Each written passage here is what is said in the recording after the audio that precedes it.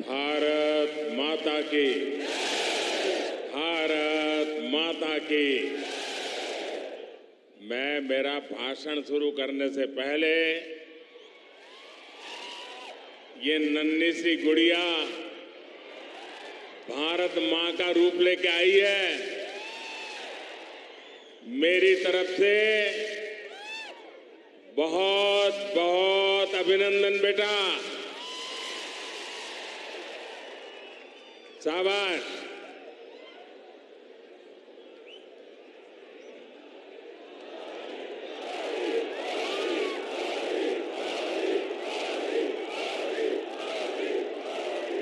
నా కుటుంబ సభ్యులారా,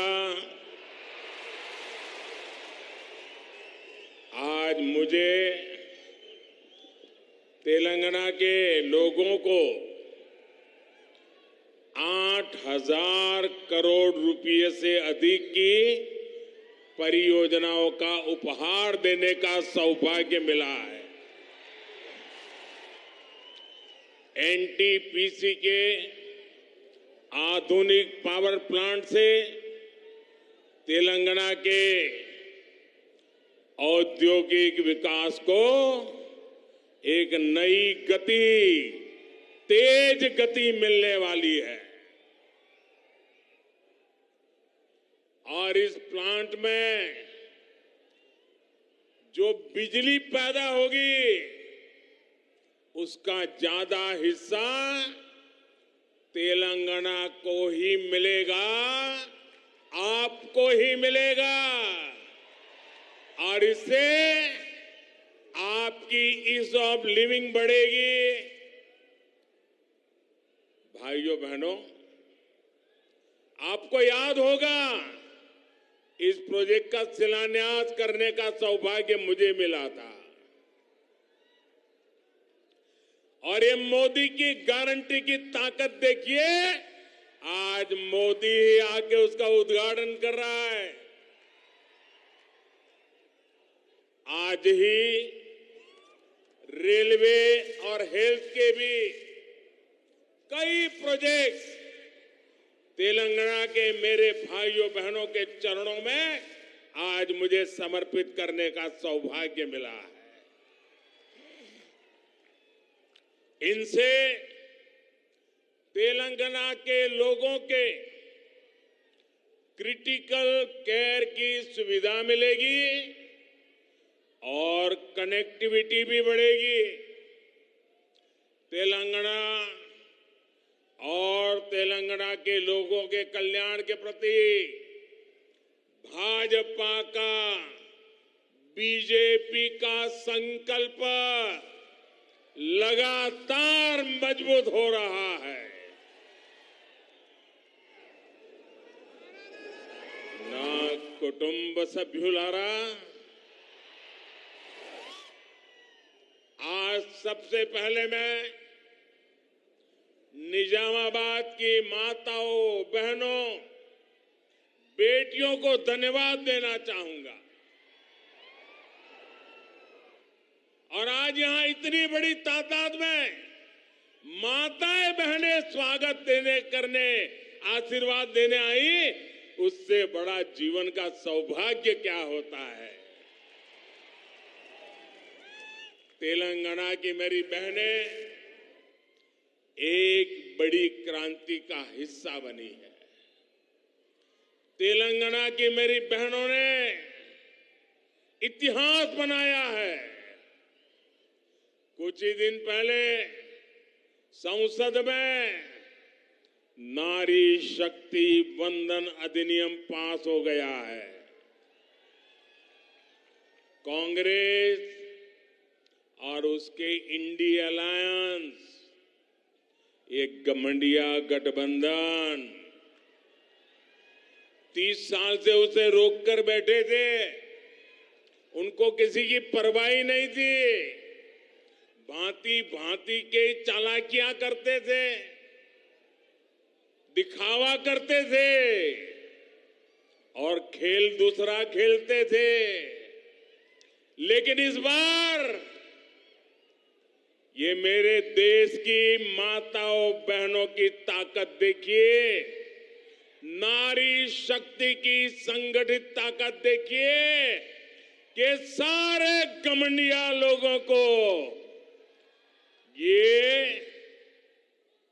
संसद के अंदर नारी शक्ति वंदन अधिनियम को मजबूरी से समर्थन करना पड़ा है।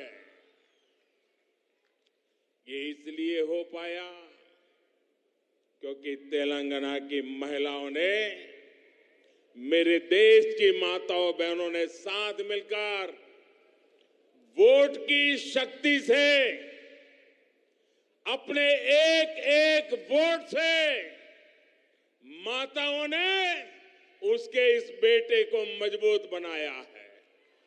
बहनों ने उनके इस भाई को मजबूत बनाया है और माताएं बहनें आपने मजबूती दी है, इसलिए मजबूती से ये आपका बेटा काम कर पा रहा है।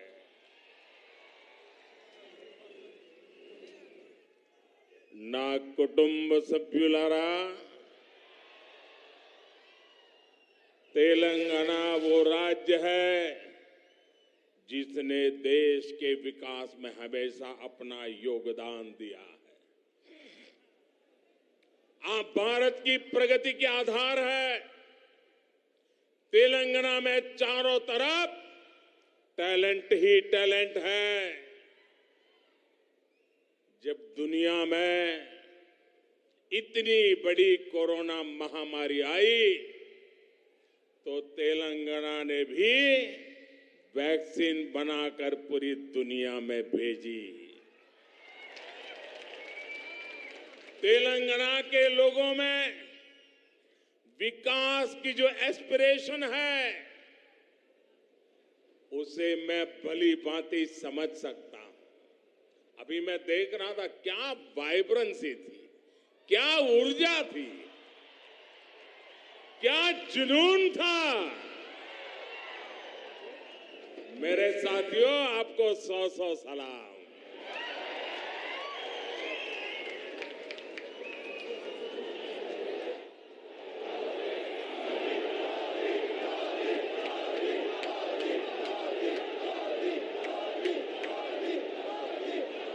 केंद्र सरकार में रहते हुए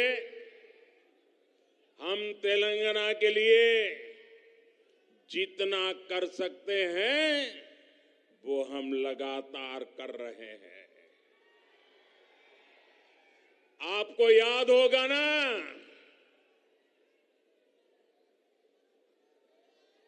हम लोगों ने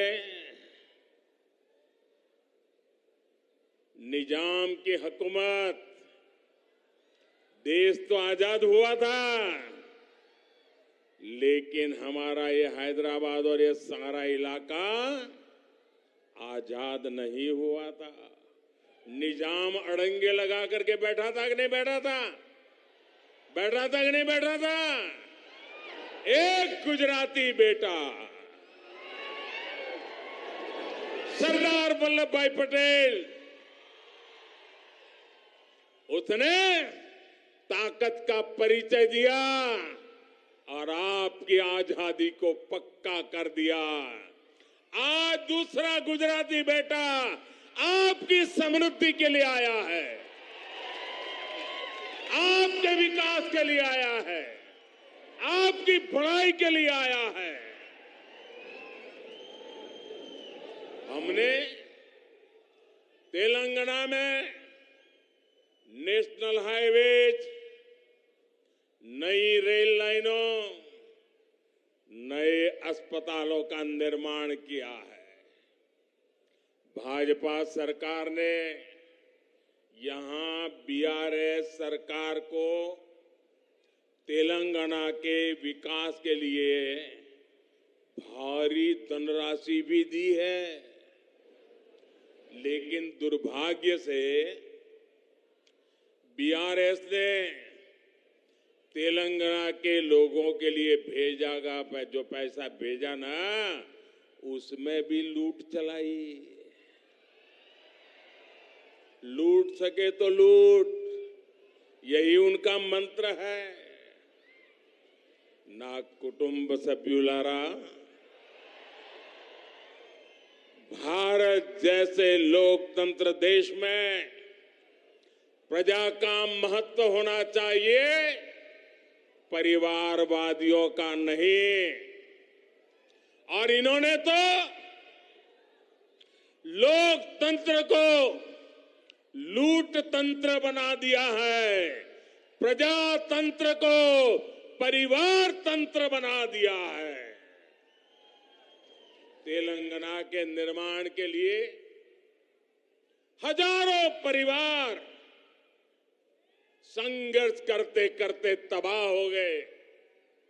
अनेकों नौजवानों ने बलिदान दिया, माताएं बहनों ने मुसीबतें झेली, लेकिन एक परिवार ने सब कुछ कब्जा कर लिया और उन परिवारों को कोई पूछने वाला नहीं है। तेलंगाना में बस एक ही परिवार ने यहां के लाखों परिवारों के सपनों पर कब्जा कर लिया है। वर्तमान तेलंगाना में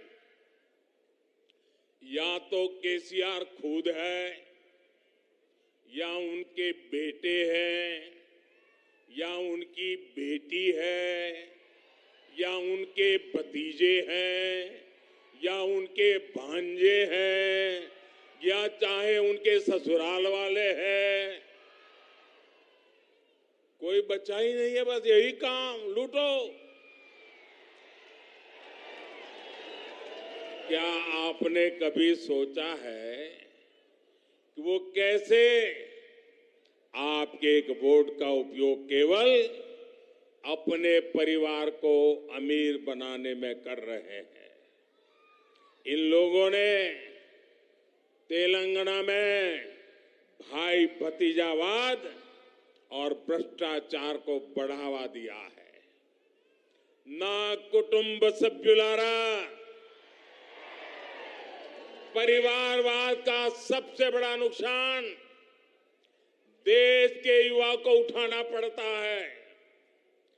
जब पूरा सिस्टम एक परिवार की सेवा में लगा रहता है, तब वो परिवार सिस्टम में टॉप से लेकर बॉटम तक उन्हीं लोगों की भर्ती करता है जो उनके करीबी हो। तेलंगाना के नौजवानों को वो अवसर नहीं मिलता है। फिर किसी भी महत्वपूर्ण पद पर तेलंगाना के तेजस्वी युवा को भी कोई मौका नहीं मिल पाता है। इन लोगों से अलग बीजेपी एक ऐसी पार्टी है जो किसी विशेष परिवार के बजाय सामान्य मानवी और उसके परिवार के लिए काम करती है। ना कुटुंब सभ्युलारा, तेलंगाना के लोगों को ये कांग्रेस से भी बहुत सावधान रहने की जरूरत है। ये तो बड़े खिलाड़ी हैं, इनको देश समाज कुछ लेना देना ही नहीं है। और पूरा हिंदुस्तान कांग्रेस को नकार चुका है। और आप तो जानते हैं, कांग्रेस जिस राज्य में से एक बार जाती है, फिर उसका सरकार में वापस आना बहुत मुश्किल हो जाता है। और इसलिए कांग्रेस की कोशिश किसी भी तरह वोटों का बंटवारा करने का कॉन्ट्रैक्ट लिया है, और बीआरएस कांग्रेस को वोटों का बंटवारा कराने के लिए तिजोरी खुली करके बैठ गई है। पर्दे के पीछे खेल चल रहा है, बैकडोर एंट्री। ये बीआरएस और कांग्रेस की भरपूर चल रही है। इसके लिए वो राज्य की अन्य कमजोर पार्टियों को अपना सहारा बना रहे हैं। आज जब तेलंगाना में बीआरएस की हार तय है, बीआरएस का पराजय तय है, बीआरएस का जाना तय है, तो कांग्रेस ने पर्दे के पीछे बीआरएस से गठबंधन कर लिया है। कर्नाटका चुनाव में बीआरएस ने कांग्रेस की जमकर मदद की थी और अब इस चुनाव में कांग्रेस अपना कर्ज उतार रही है, क्योंकि कर्नाटक में भरपूर खजाना ये तेलंगाना की जनता से लूटा हुआ माल कर्नाटका में कांग्रेस को दे दिया गया, ताकि वहां कांग्रेस जीत जाए, फिर उसको मिलकर के तेलंगाना में जिल जाए। ये बीआरएस खेल करती है भाइयों। मैं आज पहली बार एक रहस्य खोलने जा रहा हूं। खोल दूं? सच बता दो? बता दो? बता दो भाइयों? पहले कभी नहीं बताया, आज बता देता हूं। और मेरे पत्रकार मित्रों से भी कहता हूं, जांच करवा लेना। 100% सच्चाई बताने आया हूं मैं आज। जब हैदराबाद म्युनिसिपल कॉरपोरेशन का इलेक्शन हुआ, भारतीय जनता पार्टी 40-45 सीटें जीत करके आ गई। 48 किसी को बहुमत नहीं मिला। केसीआर को सपोर्ट की जरूरत थी और आपने देखा होगा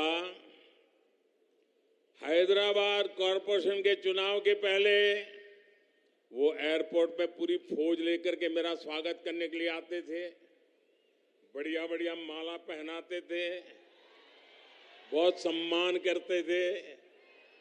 याद है ना? फिर क्या हुआ भाई? अचानक बंद हो गए। अचानक इतना गुस्सा क्यों निकल रहा है? इसका कारण यह है कि हैदराबाद के चुनाव के बाद, ये भी तारीख चेक कर ले मीडिया वाले, वो दिल्ली मुझे मिलने आए, बहुत बढ़िया मुझे शाल उड़ाई, बहुत मुझे आदर किया और इतना प्यार दिखाया, इतना प्यार दिखाया, ये केसीआर के कैरेक्टर में ही नहीं है। और फिर मुझे कहने लगे कि आपके नेतृत्व में देश प्रगति कर रहा है, हम भी एनडीए का हिस्सा बनना चाहते हैं, आप हमें एनडीए में शामिल कर दीजिए। मैंने कहा आगे क्या? बोले हैदराबाद में म्युनिसिपल कॉरपोरेशन में हमारी मदद कर दीजिए। मैंने केसीआर को कहा, आपके कारनामे ऐसे हैं, मोदी आपके साथ जुड़ नहीं सकता है। हैदराबाद में हमें विपक्ष में बैठना पड़ेगा तो बैठेंगे। केसीआर की सरकार हमारे कार्यकर्ताओं पर जुल्म करेगी तो जुल्म सहेंगे, लेकिन हम तेलंगाना की जनता से दगा नहीं कर सकते हैं। भले तेलंगाना की जनता ने हैदराबाद में हमें पूर्ण बहुमत दे दिया, लेकिन 48 सीट भी तेलंगाना का भाग्य बदलने की शुरुआत है। और मैंने उनसे हर प्रकार से मदद करने का इनकार कर दिया। उनको एनडीए में एंट्री देने से इनकार कर दिया। उसके बाद उनका दिमाग फटका फिर तो वो भांति भांति से दूर भागने रहे। मैं भ्रष्टाचार के सवाल पूछने लगा, फिर एक बार दोबारा आए। वो मुझे कह रहे हैं कि मोदी जी मैंने बहुत काम कर लिया, अब मैं सारा कारोबार केटीआर को दे देना चाहता हूं। मैं एक बार केटीआर को भेजूंगा, आप जरा उसको आशीर्वाद दे देना। ये उन्होंने मुझे कहा। मैंने कहा केसीआर, ये लोकतंत्र है, तुम कौन होते हो बेटे को राजगादी दे? तुम राजा महाराजा हो क्या? क्या तुम राजा महाराजा हो क्या? अरे तेलंगाना की जनता तय करेगी किसको बिठाना है, किसको नहीं बिठाना है। बस वो दिन आखिरी था। उसके बाद एक बार भी वो मेरे से आंखें नहीं मिला पा रहे। मेरा परछाया भी देखने की हिम्मत नहीं बची उनकी। आप देखा, अभी मैं सरकारी कार्यक्रम करके आया, कोई भ्रष्टाचारी मेरे बगल में बैठ करके मेरा ताप सहन नहीं कर सकता है, इसलिए भाग रहे हैं।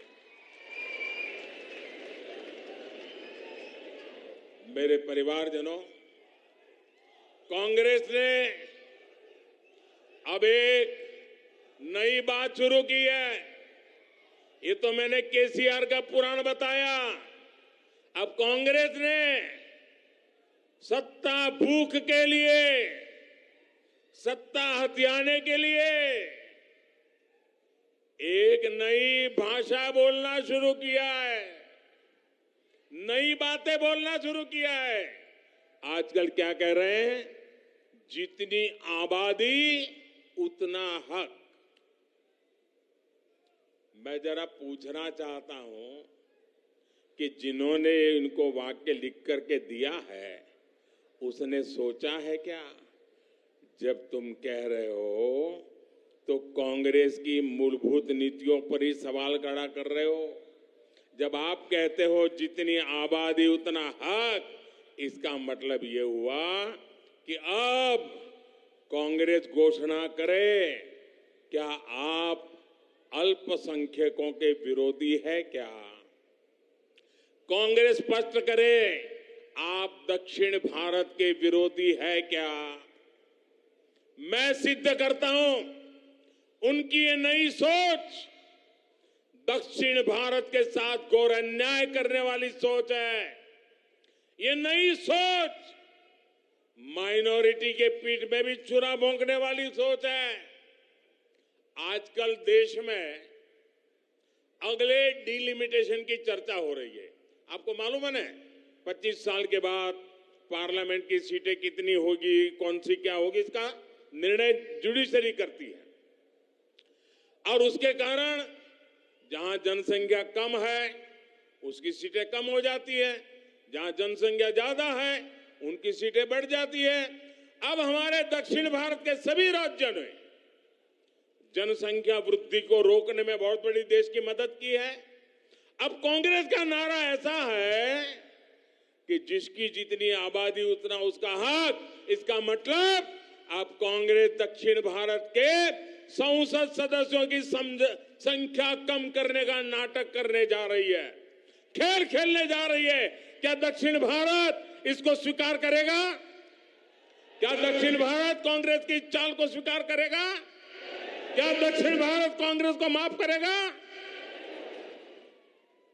इसी विषय पर मैं कांग्रेस के नेताओं को साफ कहता हूं, देश को मूर्ख मत बनाओ, स्पष्ट करो क्या कारण है दक्षिण भारत के राज्यों को अन्याय करने के खेल खेले जा रहे हैं।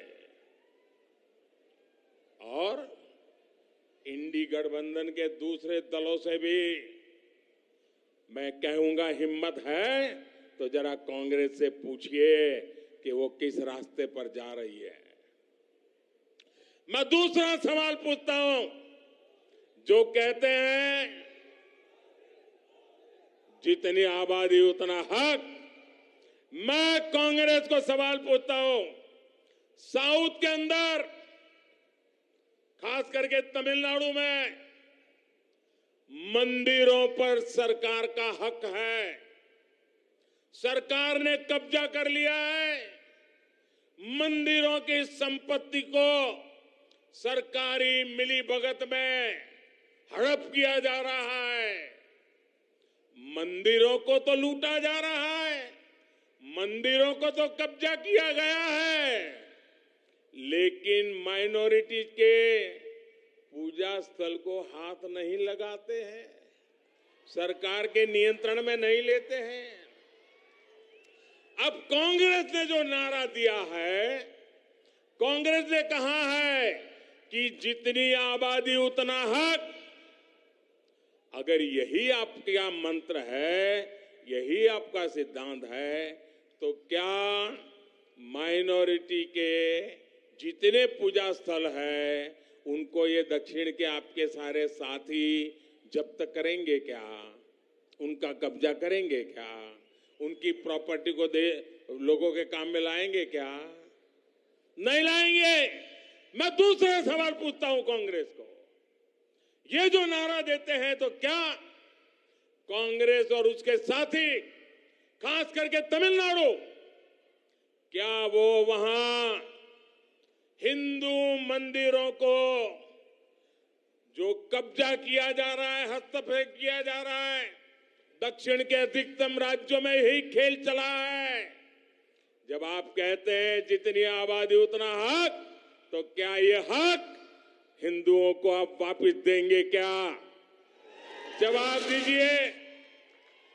ये झूठी बातें मत करिए। लोगों को भ्रमित करने का खेल खेलना बंद कर दीजिए। कांग्रेस को, इंडी अलायंस को इस बारे में भी अपना स्टैंड साफ करना चाहिए। कांग्रेस के साथी जो तमिलनाडु में राज करते हैं, जो केरल में राज करते हैं, जो तेलंगाना में राज करते हैं, जो कर्नाटका में राज करते हैं, ये सारे साथियों को कांग्रेस से बात जवाब देना पड़ेगा। साथियों, आज देश में सबसे बड़ी जरूरतमंद जिनको डगर डगर पर मदद की जरूरत है, वो कौन है? हमारे देश के गरीब परिवार हैं। अगर आज इस देश की सबसे बड़ी कोई जाति है तो वो जाति गरीब है।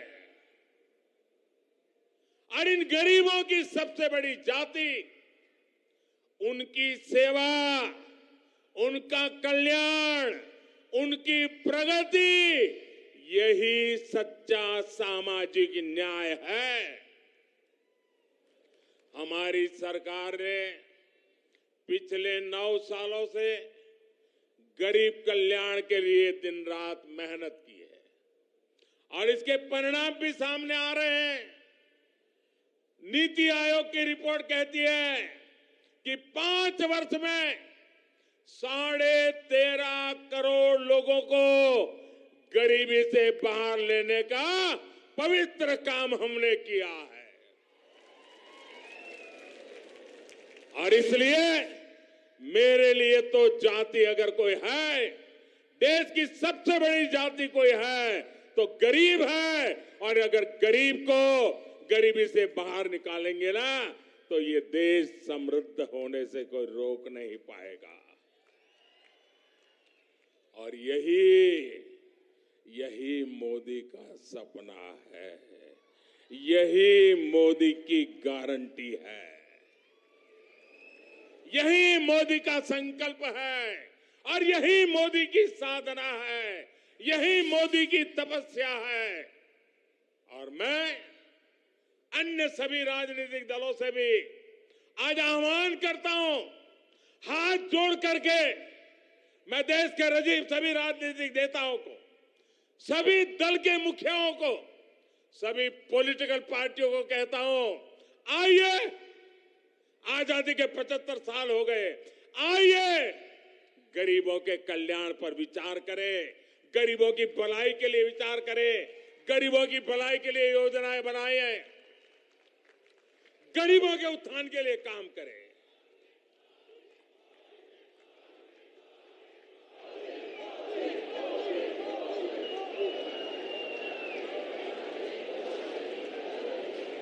నా కుటుంబ సభ్యులారా, तेलंगाना विरोधी ये लोग चुनाव से पहले जनता को कुछ छोटे लाभ देकर अगले 5 साल तक तेलंगाना को लूटने का अधिकार हासिल कर लेते हैं। हमें तेलंगाना में इस परंपरा को अब उलट कर देना है भाइयों बहनों, उसको रोकना है। रोकोगे क्या?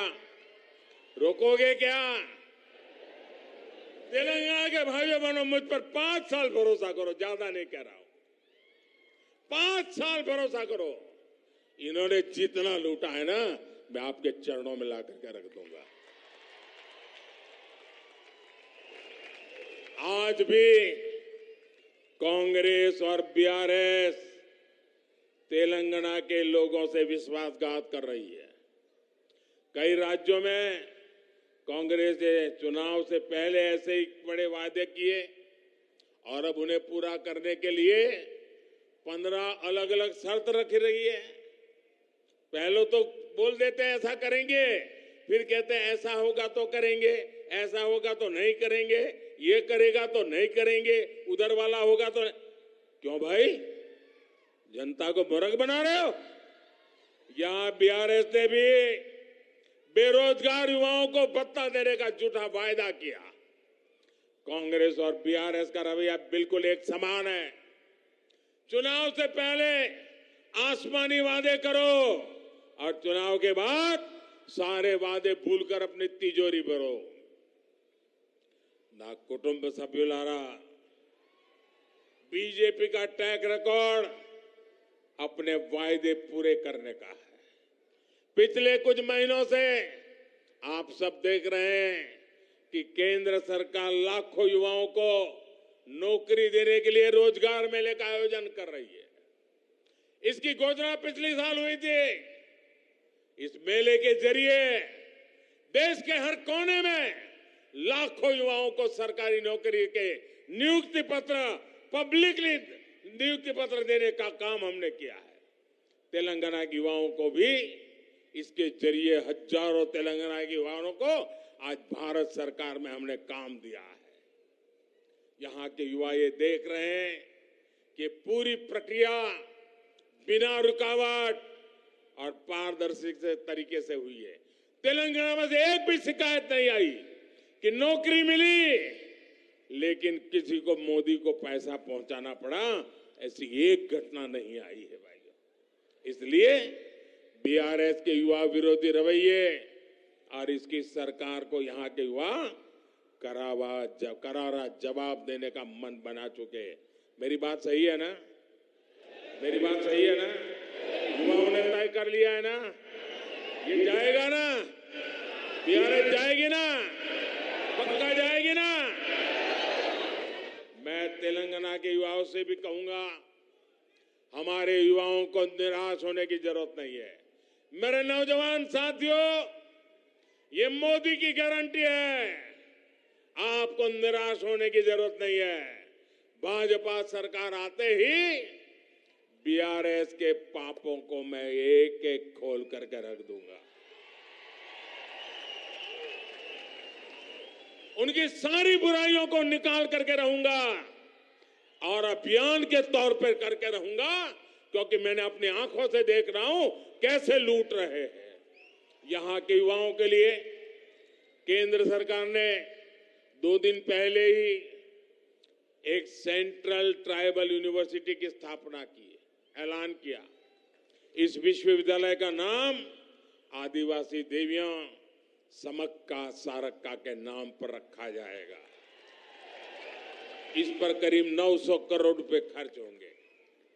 ना कुटुंब सभ्युलारा, तेलंगाना के किसान आज उपेक्षित महसूस कर रहे हैं।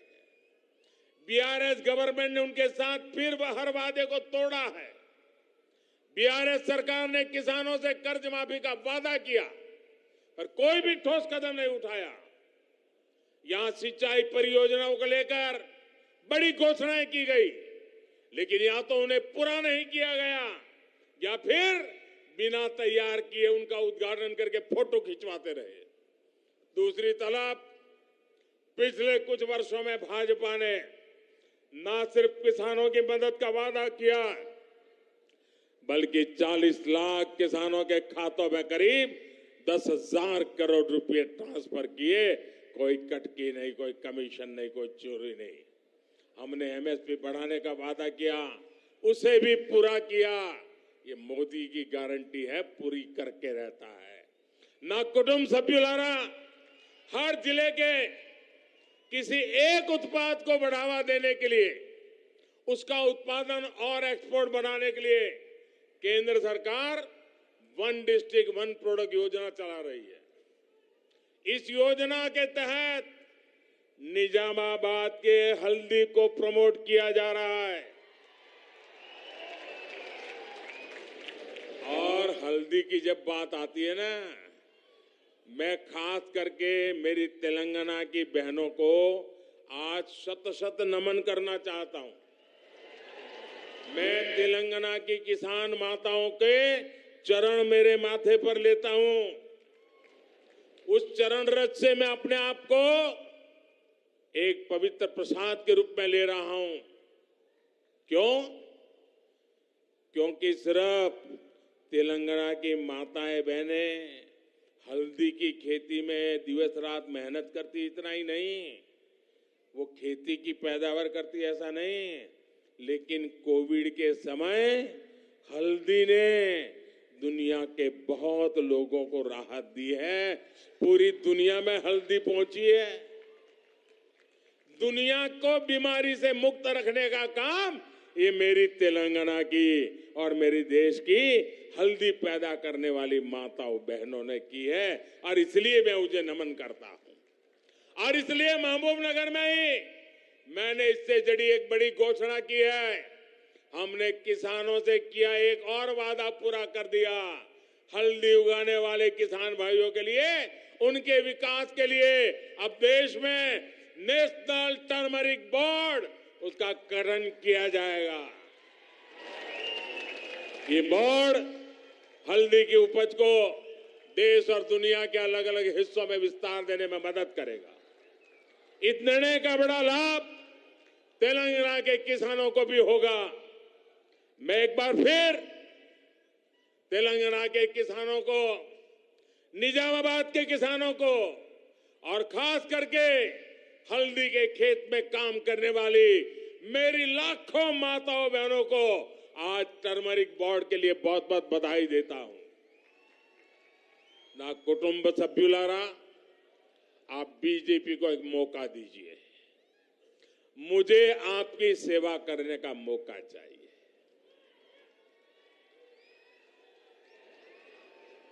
देंगे? मुझे सेवा करने का मौका देंगे? मुझे आपकी सेवा करने का मौका देंगे? मुझे आपके दुख दूर करने का मौका देंगे? मुझे आपके पाई पाई की कमाई को बचाने का मौका देंगे? मुझे आपका भला करने का मौका देंगे? मुझे तेलंगाना के तरुणों का, नौजवानों का, यूथ का भला करने का मौका देंगे? आपका ये उमंग मेरा वादा है। जो कहा है वो करके रहूंगा। हम दिखाएंगे कि तेलंगाना कितनी ऊंचाई पर जा सकता है। बीजेपी तेलंगाना के विकास के लिए पूरी ईमानदारी से काम करेंगी। तेलंगाना में डबल इंजन की सरकार बन गई तो यहां का विकास भी डबल ताकत से, डबल तेजी से, डबल गति से होने वाला है। बीजेपी तेलंगाना की लूट बंद करेगी। बीजेपी तेलंगाना के युवाओं को नए अवसर देगी। बीजेपी तेलंगाना की महिलाओं को मान सम्मान और सुरक्षा देगी। बीजेपी तेलंगाना में ईमानदार और पारदर्शी शासन लाएगी। ना कुटुंब सभ्युलारा, चाहे गरीब हो, युवा हो, महिलाएं हो या किसान हो, भाजपा समाज के हर वर्ग के कल्याण को लेकर प्रतिबद्ध है। मुझे यकीन है कि तेलंगाना के लोग अभूतपूर्व स्नेह और सहयोग का आशीर्वाद हमें देते रहेंगे। मैं भाजपा के प्रत्येक कार्यकर्ता से भी कहूंगा, हर बूथ को जीतिए, हर बूथ पर लोगों का दिल जीतिए। कमल घर घर पहुंचे, कमल हर दिल में पहुंचे। कमल के दिल में हर तेलंगाना का नागरिक और तेलंगाना के हर नागरिक के दिल में कमल। हम मिलकर तेलंगाना के लिए लोगों की आकांक्षा पूरी करेंगे। इसी विश्वास के साथ इतनी बड़ी तादाद में आपका आना, यही हवा का रुख बता देता है। बहुत बहुत धन्यवाद। मेरे साथ जोर से बोलिए, भारत माता की, भारत माता की, भारत माता की। बहुत बहुत धन्यवाद।